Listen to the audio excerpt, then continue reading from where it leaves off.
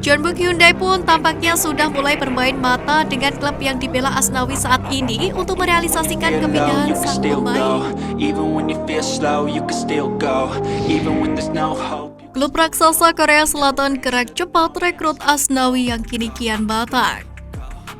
Performa Asnawi Mangkualam yang mulai bertaji bersama dengan Ansan Grinders tampaknya membuka peluang bagi dirinya diminati klub kasta teratas Liga Korea Selatan K-League 1. Terbaru satu klub besar Korea Selatan bahkan disebut cukup tertarik untuk mengamankan jasa dari Asnawi Mangkualam. Ialah Jeonbuk Hyundai yang tiba-tiba tertarik dengan potensi dan kualitas yang dimiliki oleh Asnawi Mangkualam sebagai fullback kanan modern asal Indonesia.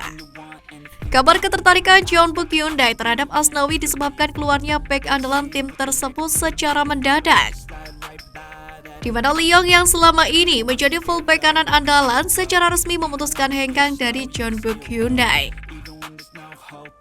Dilansir dari Sport Chosun, Jeonbuk Hyundai sempat terpikir untuk merekrut Asnawi setelah Leong bek kanan mereka keluar dari Jeonbuk Hyundai secara tiba-tiba.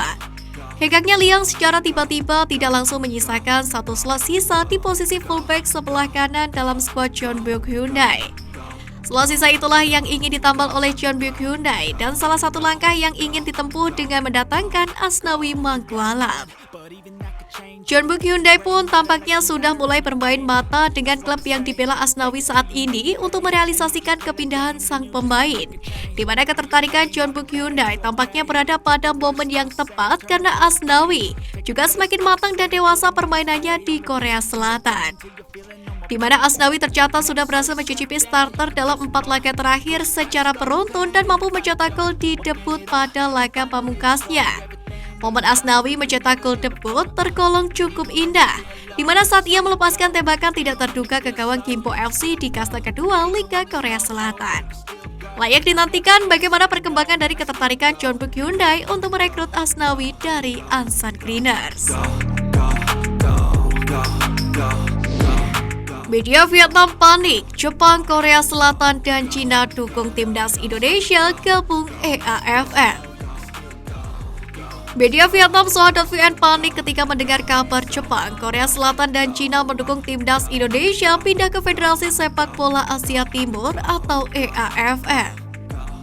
Apakah ini pertanda Soha tidak rela timnas Indonesia meninggalkan Federasi Sepak Bola Asia Tenggara atau AFF? Jepang, Cina, dan Korea mendukung Indonesia keluar dari AFF dan masuk Federasi Sepak Bola Asia Timur? Tulis Soha dalam judul artikel yang mereka buat. Jepang, Cina, dan Korea Selatan memang bisa saja mendukung kepindahan timnas Indonesia ke EAFF. Korea Selatan memiliki ikatan kuat dengan Indonesia saat ini, di mana sejak Januari 2020 lalu, timnas Indonesia ditangani pelatih asal Korea Selatan, Shin Tae-yong. Berkat bantuan dari Shin Tae-yong, timnas Indonesia akhirnya lolos ke Piala Asia 2023 dan naik 20 peringkat di ranking FIFA, yakni hanya dalam kurun waktu 9 bulan. Kemudian, sepak bola Indonesia dan Jepang juga mulai rutin melakukan kerjasama, di mana terbaru perihal kepindahan fullback kiri timnas Indonesia, Pratama Arhan ke klub kasta kedua Liga Jepang Tokyo Verdy. Pratama Arhan memang baru bermain 1 kali bersama dengan Tokyo Verdy, namun pengalaman berlatih bersama dengan Tokyo Verdy menambah pengalaman dan juga skill pemain ex-pemain PSIS Semarang ini. Terakhir ada Cina, di mana saat ini Presiden EAFF adalah Du Zhaochai yang berasal dari Cina. Du Zhaochai sendiri tentu tidak akan berpikir 2 kali untuk menerima timnas Indonesia. Sebab dengan hadirnya timnas Indonesia maka menambah gabung turnamen sepak bola di EAFF. Sekedar diketahui Indonesia dikenal memang memiliki ratusan juta orang penggila sepak bola. Sekarang menarik untuk menanti langkah apa yang akan diambil oleh PSSI. Beda dengan Shin Tae-yong, Bima Sakti tuntut timnas Indonesia U16 menangkan setiap laga. Ada hal yang berbeda diterapkan oleh pelatih timnas Indonesia U16 Bima Sakti jelang Piala AFF U16 2022 di Yogyakarta.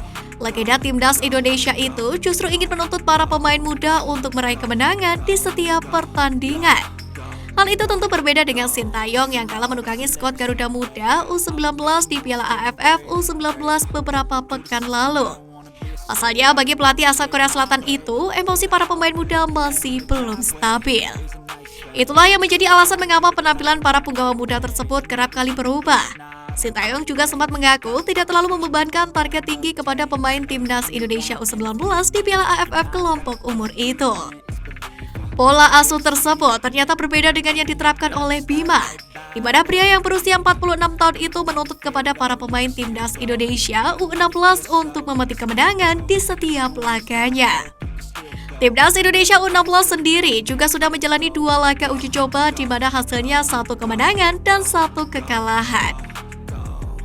Kemenangan ini didapat dari tim PSS Sleman U18 dengan skor 5-1. Sementara timnas Indonesia harus takluk 0-2 dari tim Porprov DIY U20.